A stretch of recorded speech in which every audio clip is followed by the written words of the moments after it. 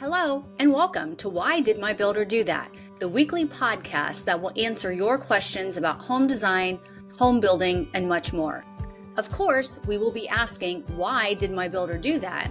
But sometimes we will ask, why didn't my builder do that? Or, will my builder do that? Or even, does my builder know about this? Each week, we will tackle new questions and hopefully provide insight into designing, choosing a builder, building, financing, and even maintaining or remodeling a home. From time to time, we will be looking at why or how something went wrong, but we will be asking about new building products and new building techniques. Along the way, we will also be talking about building standards and warranties. We invite you to email us questions, and we will make every effort to include them in future podcasts, or at the least, we will send back information or a comment on your questions. Email us at WDMBDT@gmail.com. Why would my builder do that? Join us now for Why Did My Builder Do That?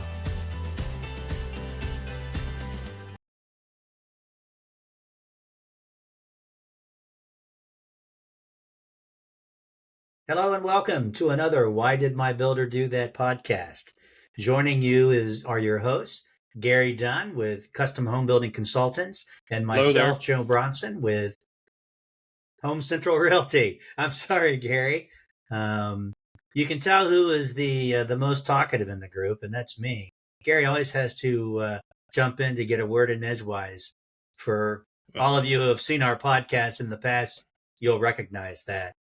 Well, I don't know whether I can raise my hand or not, but well, I think that might work well if you would end up doing that. Okay. All right. Well, and today we're going to talk about finding a builder and what are some of those items that you need to be looking for. So, Gary, what you think? It's a big decision. You're going to live with this person for 7, 8, 9, 10 months, maybe even longer, depending on the scope and price of the home. So the first thing I would recommend is just how long has this guy been in business? And more importantly, do they build offsite? Because there's some particular things about building offsite that are important. So how do I go about finding out these two things, Joe? Well, it's pretty important that it all comes down to communication. And that is, any good builder that's here in our area is going to expect you to ask many questions when it comes to what it is that they do and don't do. And it really, really is important to find out, if you're looking to build on acreage, does that builder do that? Because not all builders have that experience level. I'm sure they could probably learn it with the skill sets that they have. But there are some unique things that we'll talk a little bit about today. If they are only a builder that builds in subdivisions, those of us who have built on offsite, we call those, that's kind of like cheating, because everything's there for you. When it comes to building out on acreage in an offsite position, there's a lot of things that you need to know and be aware of. And you want to make certain that your builder indeed can do those items and is informed as what needs to take place. I've heard some horror stories since I retired as a builder about how long things are taking and so forth. So, I think another good question would be, how many do they have going, and how many have they built in the last 12 months? Are they viable, or are they just starting out? That is an exceptional question and viewpoint, because if you have a builder that has decided, pardon me, Gary, that has decided to just get into this building world and they have not been doing anything out on offsite, that possibly could be a concern or a red flag.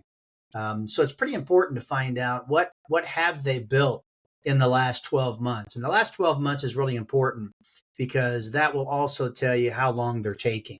And that's another question. How long should I expect for my home to be under construction?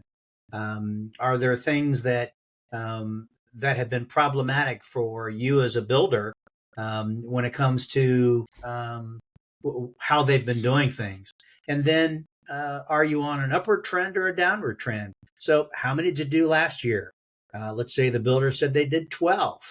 And you ask the question, what are you on pace to do this year? And they say, well, we hope we do 6.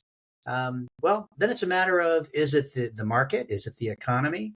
Or is it just the fact that they're just not getting as many opportunities to meet with potential clients and homeowners? And those are decisions you've got to make as to whether or not downward or upward trend. That becomes really, really important to find out how much and how many they have built. Okay, good point.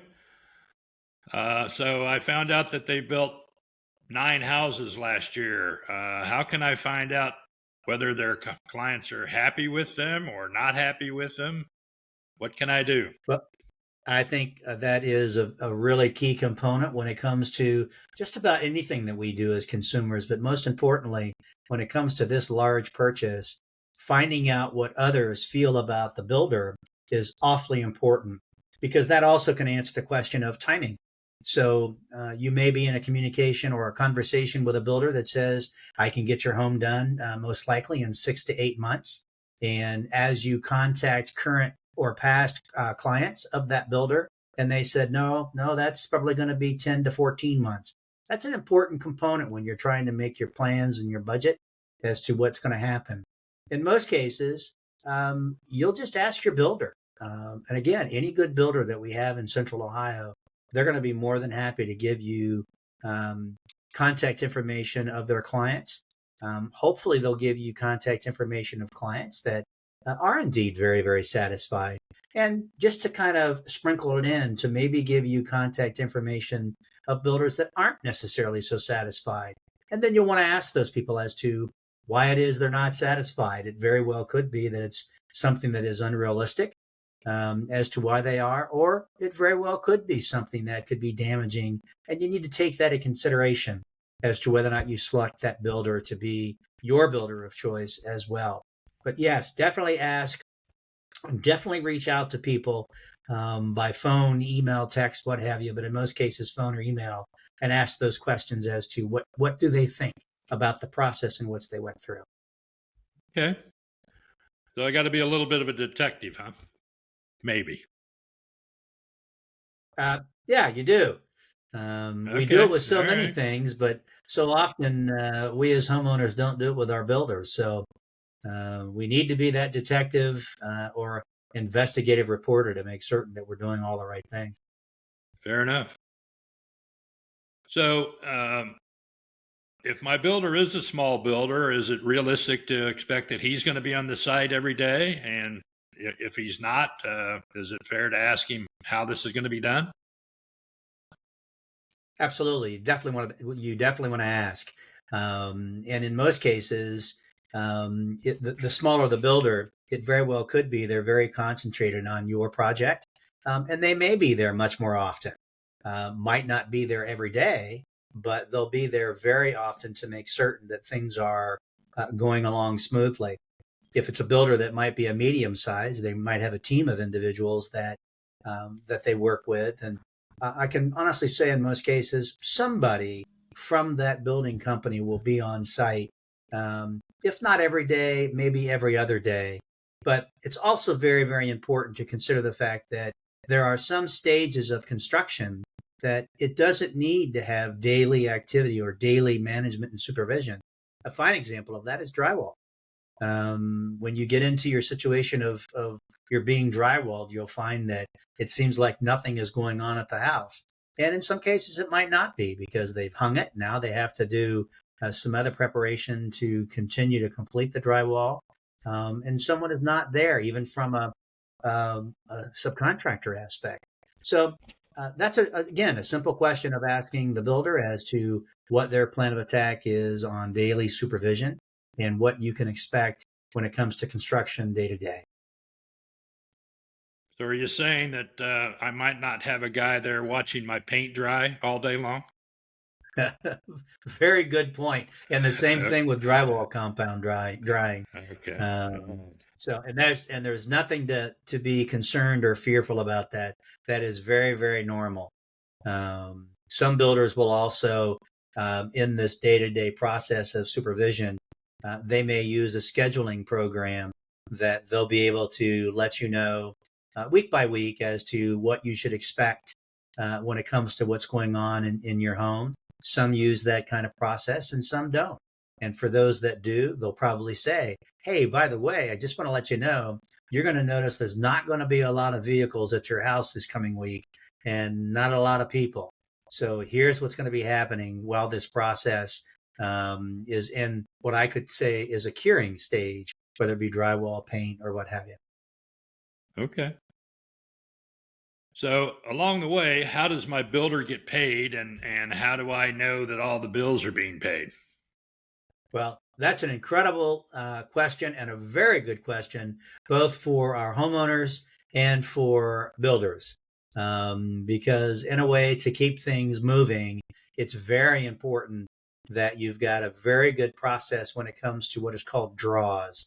And that will be handled with your lender, yourself, and your builder. So as the process of construction is going on, the builder will use their funds to get everything taken care of, and you can consider those draws as reimbursement. So they will absolutely forward the money out to subcontractors and vendors and so on to get things done. And then when you get to, like, for instance, what you're seeing here on the screen, the foundation stage, which typically is the first draw that most builders get, once it's to this point, there's one final little step on here, and that is that they'll have to be backfilled. And once they're backfilled, they will then address that with your lender. Your lender will send an inspector out to make certain that they are indeed completed. And then the lender will request from you, the homeowner, to sign what's called a draw affidavit to make certain that you're good. And also the builder will do that you're good with releasing those funds. You certainly don't want to be in a position to hold that up, because that then will hold up the construction on your home. But that's how the builder gets paid. It's not coming out of your pocket, so to speak. It's coming out of your loan that you've agreed to with your lender. Okay, great. So should I ask about any problems or liens or things that might be going on? Or are there things that I could look for that might show that there's a problem out there?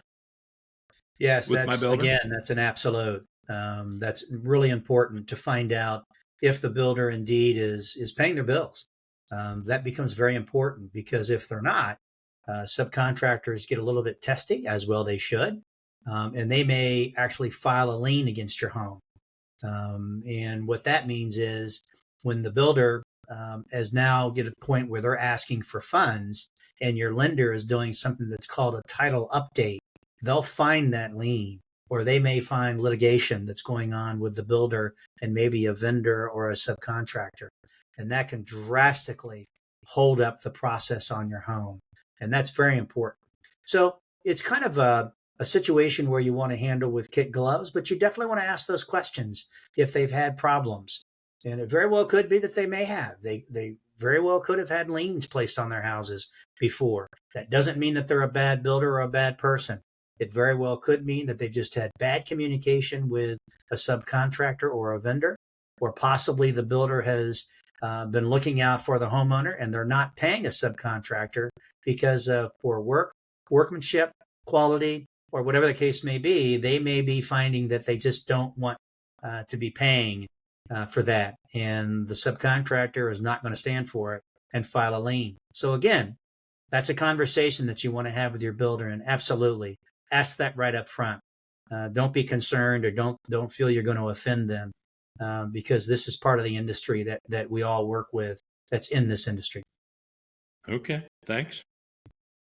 You mentioned schedule before.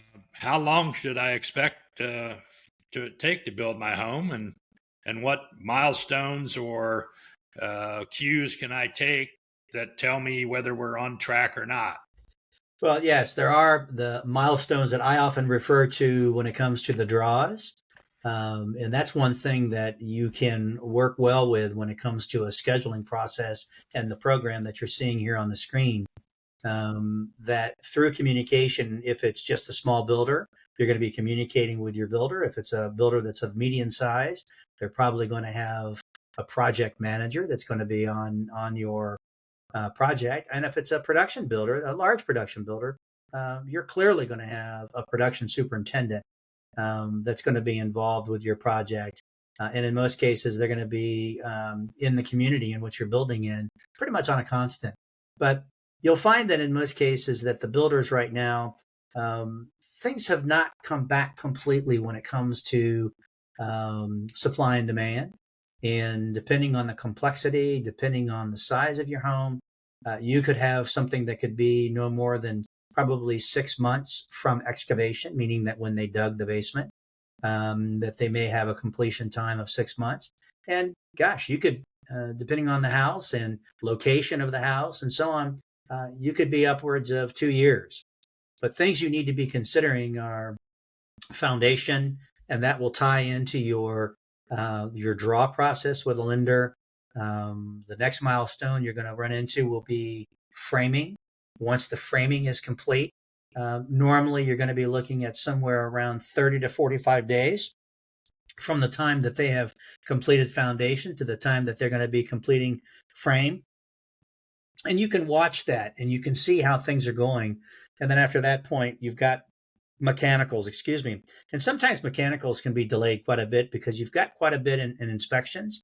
We think of mechanicals being plumbing, electric, and HVAC, meaning heating and cooling, and all three of those have separate inspection processes that there'll be city or county municipal inspectors that'll be coming out, and those take time. And that's another situation where it may feel like there's not a whole lot going on, but what you hope for is that your builder will keep you informed as to what is happening. And if it's a situation where the builder doesn't necessarily offer that information up to you up front, just flat out ask. It's your home. It's your place you're going to be living, and you have every right to know what's going on. So anywhere from 6 months to 2 years is what you can expect when it comes to having your home built. Well, I like the 6 months and I don't like the 2 years, but I appreciate the fact that we at least have an idea where we're going. So, yep. So I've exhausted myself with questions, Joe. So where does that leave us? Well, first of all, just thanks everybody for tuning in and listening to us today. And Gary and I greatly appreciate it. And we'll have more episodes that'll be on our website. You can hit our website to take a look at those other episodes. They'll be listed, and you can take a look and see what you have an interest in. And the other route is that if you'd like, you can send an email. If you've got questions or comments, you can send us an email to send in those questions at WDMBDT. That stands for Why Did My Builder Do That? @gmail.com. We'll get those emails, and who knows, we may create a podcast around the question that you have. But most importantly, we'll do everything we can to get you an answer and respond to you with the whys, the hows, and the whatnots of why did my builder do that? So in this case, Gary, thanks for being here again with me today as we do this. And we look forward to seeing you the next time, folks. Just keep looking for more podcasts. Well, thanks, Joe. And thanks, everybody, for listening. We'll see you again soon. See you next week.